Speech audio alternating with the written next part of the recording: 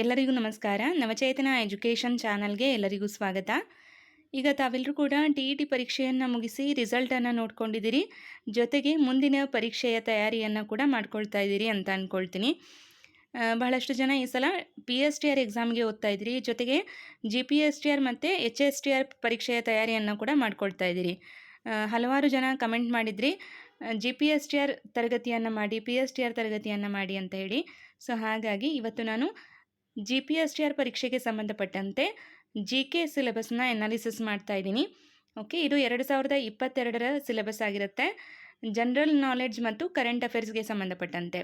Okay, so ಈಗ ನಮಗೆ ಪತ್ರಿಕೆ 1ರಲ್ಲಿ ಒಟ್ಟು 150 ಅಂಕದ ಪ್ರಶ್ನೆಯನ್ನು ಕೇಳಿರ್ತಾರೆ. ಸೊ ಅದರಲ್ಲಿ ಒಟ್ಟು 25 ಅಂಕಗಳಿಗೆ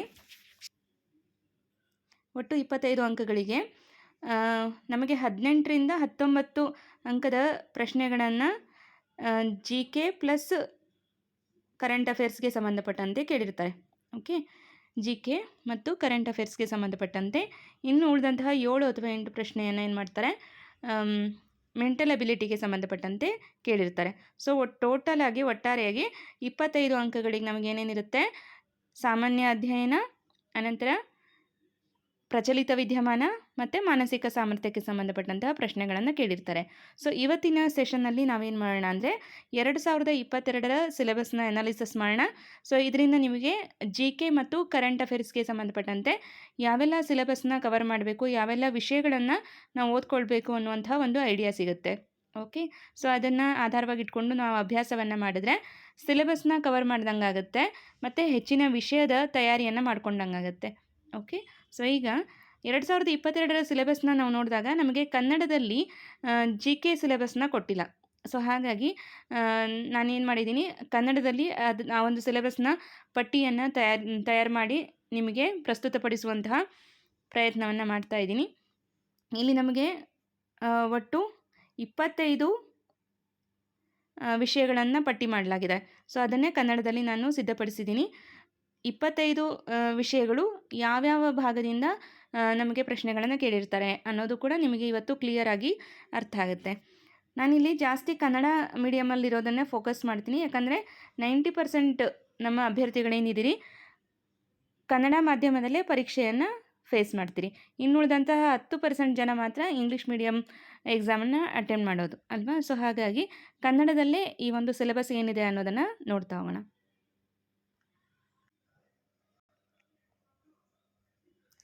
ಸೊ ಈಗ ನೀವಿಲ್ಲಿ ನೋಡ್ಬೋದು, ಇದು 2022ರ ಸಾಮಾನ್ಯ ಜ್ಞಾನ ಮತ್ತು ಪ್ರಚಲಿತ ವಿದ್ಯಮಾನಕ್ಕೆ ಸಂಬಂಧಪಟ್ಟಂತಹ 25 ಅಂಶಗಳು ನಿಮಗೆ ಯಾವ್ಯಾವ ಭಾಗದಿಂದ, ಅಂದರೆ ಈಗ ಸಾಹಿತ್ಯ, ಕಲೆ, ಇತಿಹಾಸ ವಿಭಾಗದಿಂದ ಯಾವೆಲ್ಲ ಅಂಶಗಳನ್ನು ನಾವು ಕವರ್ ಮಾಡಬೇಕು, ಜೊತೆಗೆ ನಾಗರಿಕ ಮತ್ತು ರಕ್ಷಣೆ ಅನ್ನುವಂಥ ಕಾನ್ಸೆಪ್ಟಲ್ಲಿ ಯಾವ ಅಂಶವನ್ನು ಕವರ್ ಮಾಡಬೇಕು, ವಿಜ್ಞಾನ ಮತ್ತು ತಂತ್ರಜ್ಞಾನದ ಕುರಿತಾಗಿ ಯಾವೆಲ್ಲ ಅಂಶಗಳನ್ನು ಕವರ್ ಮಾಡಬೇಕು ಅನ್ನುವಂತಹ ಪ್ರತಿಯೊಂದು ವಿಭಾಗವಾರು ಯಾವೆಲ್ಲ ಕಾನ್ಸೆಪ್ಟ್ಗಳನ್ನು ಕ್ಲಿಯರ್ ಮಾಡಬೇಕು ಅನ್ನೋದನ್ನು ನಿಮಗೆ ಇಲ್ಲಿ ತಿಳಿಸುವಂಥ ಪ್ರಯತ್ನವನ್ನು ಮಾಡ್ತಿದ್ದೀನಿ. ಓಕೆ, ಮೊದಲನೇದಾಗಿ ಒಂದೊಂದಾಗಿ ನೋಡ್ತಾ ಹೋಗೋಣ. ಒಟ್ಟು 25 ಕಾನ್ಸೆಪ್ಟ್ ಇದೆ. ನಾನು ಸಿಲೆಬಸಲ್ಲಿ ಏನಿದೆ ನಿಮಗೆ ಸೀರಿಯಲ್ ನಂಬರ್, ಸೊ ಅದನ್ನು ಇಲ್ಲಿ ಡಿವೈಡ್ ಮಾಡಿ ಕೊಟ್ಟಿದ್ದೀನಿ. ಓಕೆ, ಇಲ್ಲಿ ಸೀರಿಯಲ್ ನಂಬರ್ ಹಿಂದೆ ಮುಂದೆ ಆಗಿದೆ ಅಂತ ಪ್ರಶ್ನೆ ಮಾಡಬೇಡ್ರಿ.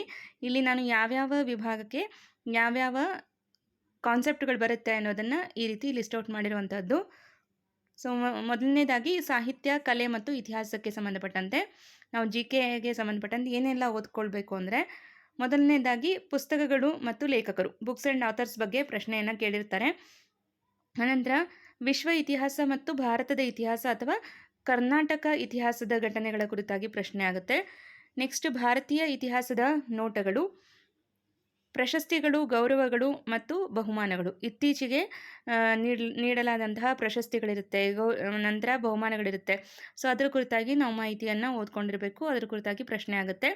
ನಂತರ ಇತ್ತೀಚೆಗೆ ಬಿಡುಗಡೆಯಾದಂತಹ ಚಲನಚಿತ್ರಗಳು, ಅದರಲ್ಲೂ ಯಾವುದಾದ್ರೂ ಚಲನಚಿತ್ರಕ್ಕೆ ಪ್ರಶಸ್ತಿಗಳು ಅಥವಾ ಪುರಸ್ಕಾರಗಳು, ಸನ್ಮಾನಗಳು ಬಂದಿದ್ದರೆ ಅಂಥದ್ದನ್ನು ಹೈಲೈಟ್ ಮಾಡಿ ಪ್ರಶ್ನೆಗಳನ್ನು ಕೇಳಿರುತ್ತಾರೆ. ನೆಕ್ಸ್ಟು ರಾಷ್ಟ್ರೀಯ ಹಬ್ಬಗಳು, ದೇಶದ ಹಬ್ಬಗಳು, ಅನಂತರ ಜಾನಪದ ನೃತ್ಯ, ಬುಡಕಟ್ಟುಗಳ ಕುರಿತಾಗಿ ಪ್ರಶ್ನೆ ಆಗುತ್ತೆ. ಸ್ಮಾರಕಗಳು ಮತ್ತು ರಾಷ್ಟ್ರೀಯ ಕಾಡುಗಳು, ಅಂದರೆ ರಾಷ್ಟ್ರೀಯ ಅಭಯಾರಣ್ಯಗಳಿರುತ್ತಲ್ಲ, ಸೊ ಅದರ ಕುರಿತಾಗಿ ಪ್ರಶ್ನೆಯನ್ನು ಕೇಳ್ಬೋದು. ಇದು ಸಾಹಿತ್ಯ, ಕಲೆ ಮತ್ತು ಇತಿಹಾಸ ವಿಭಾಗದಲ್ಲಿ ನಾವು ಓದ್ಕೊಳ್ಬೇಕಾದಂತಹ ಅಂಶಗಳು. ಓಕೆ. ಸೊ ನೆಕ್ಸ್ಟ್ ನೋಡೋದಾದರೆ ನಾಗರಿಕ ಮತ್ತು ರಕ್ಷಣೆಗೆ ಸಂಬಂಧಪಟ್ಟಂತೆ ಭಾರತೀಯ ಸಂಸ್ಕೃತಿ, ಭೂಮಿ, ಜನರು ಮತ್ತು ಹಬ್ಬಗಳು, ಭೌಗೋಳಿಕತೆ, ಸಂಪನ್ಮೂಲಗಳು, ಕೈಗಾರಿಕೆಗಳು, ಕಲೆ, ನಂತರ ಪ್ರಶಸ್ತಿಗಳು, ರಾಷ್ಟ್ರೀಯ ನೀತಿ, ಸಂವಿಧಾನ ಮತ್ತು ಸರ್ಕಾರ.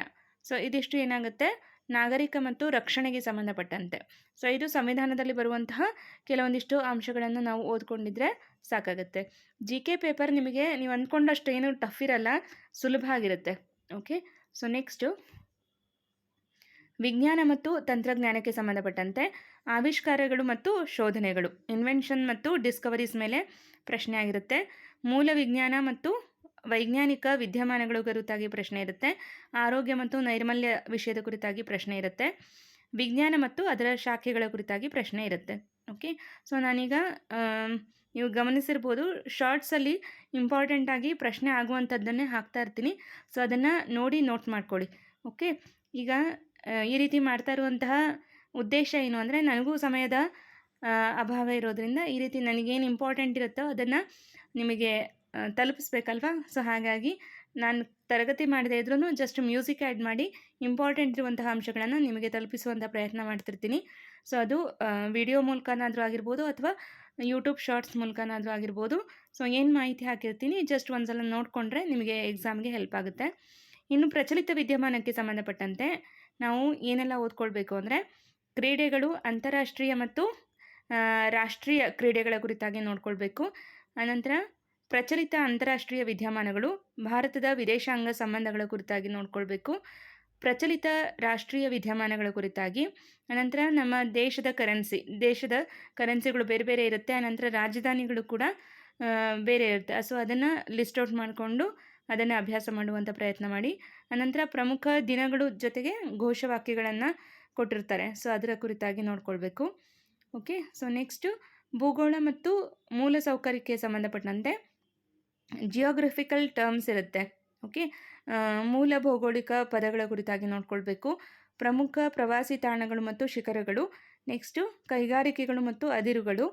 ಇನ್ನು ಹೆದ್ದಾರಿಗಳು, ರೈಲ್ವೆಗಳು ಮತ್ತು ವಿಮಾನ ನಿಲ್ದಾಣಗಳ ಹೆಸರುಗಳು. ಓಕೆ. ಸೊ ಈಗ ವಿಮಾನ ನಿಲ್ದಾಣಗಳಿಗೆ ಪ್ರಮುಖ ವ್ಯಕ್ತಿಗಳ ಹೆಸರನ್ನು ಇಟ್ಟಿರ್ತಾರೆ. ಸೊ ಯಾವ ವಿಮಾನ ನಿಲ್ದಾಣಕ್ಕೆ ಅಥವಾ ಯಾವ ರೈಲ್ವೆ ನಿಲ್ದಾಣಕ್ಕೆ ಯಾರ ಹೆಸರನ್ನು ಇಡಲಾಗಿದೆ ಅನ್ನೋದ್ರ ಕುರಿತಾಗಿ ಪ್ರಶ್ನೆ ಆಗುವಂಥ ಸಾಧ್ಯತೆ ಇರುತ್ತೆ. ನೆಕ್ಸ್ಟು ಇದು ನಿಮಗೆ ಇಲ್ಲಿ ಕಂಟಿನ್ಯೂ ಆಗುತ್ತೆ. ಯಾವುದು ಗೊತ್ತಾ, ನಾಗರಿಕ ಮತ್ತು ರಕ್ಷಣೆ ಅನ್ನುವಂಥ ಅಂಶವೇ ಇಲ್ಲಿ ನೆಕ್ಸ್ಟು ಕಂಟಿನ್ಯೂ ಆಗುವಂಥದ್ದು. ವಿಶ್ವಸಂಸ್ಥೆ ಮತ್ತು ಅದರ ಕೇಂದ್ರ ಕಚೇರಿಗಳು. ವಿಶ್ವಸಂಸ್ಥೆ ಮತ್ತು ಅದರ ಕೇಂದ್ರ ಕಚೇರಿಗಳ ಕುರಿತಾಗಿ ಹಲವಾರು ಬಾರಿ GK ವಿಭಾಗದಲ್ಲಿ ಪ್ರಶ್ನೆ ಆಗಿದೆ. ಸೊ ಅದನ್ನು ಒಂದ್ಸಲ ನೋಡ್ಕೊಳ್ರಿ. ಇದು ನಮಗೆ 10ನೇ ತರಗತಿ ಪಠ್ಯಪುಸ್ತಕದಲ್ಲಿ ಸಿಗುತ್ತೆ, ಜೊತೆಗೆ 7ನೇ ತರಗತಿ ಪಠ್ಯಪುಸ್ತಕದಲ್ಲೂ ಕೂಡ ಮಾಹಿತಿ ಸಿಗುತ್ತೆ. ಭಾರತದಲ್ಲಿ ಶಿಕ್ಷಣದಲ್ಲಿನ ಉಪಕ್ರಮಗಳು, ಅನಂತರ ಸಂಕ್ಷಿಪ್ತ ರೂಪಗಳು. ಓಕೆ. ನಮಗೆ ಶಾರ್ಟ್ ಫಾರ್ಮನ್ನು ಕೊಟ್ಟು ಫುಲ್ ಫಾರ್ಮನ್ನು ಕೇಳುವಂಥ ಸಾಧ್ಯತೆ ಇರುತ್ತೆ. 2022ರಲ್ಲಿ ಕೇಳಿದ್ದಾರೆ ಕೂಡ. ಓಕೆ. ಇನ್ನು ಸೇನೆಯ 3 ವಿಭಾಗಗಳ ಕುರಿತಾಗಿರುತ್ತೆ. ಭಾರತದ ಸಂವಿಧಾನದ ಕುರಿತಾಗಿ ಪ್ರಶ್ನೆಗಳಾಗುತ್ತೆ. ಇದು ನಾಗರಿಕ ಮತ್ತು ರಕ್ಷಣೆ ಅನ್ನುವಂಥ ವಿಭಾಗಕ್ಕೆ ಬರುವಂತಹ ಅಂಶಗಳು. ಓಕೆ. ಸೊ ಇದಿಷ್ಟು GK ಸಿಲೆಬಸ್ ಆಗಿರುತ್ತೆ. ಇಲ್ಲಿ ಒಟ್ಟು 25 ಅಂಶಗಳಿದೆ.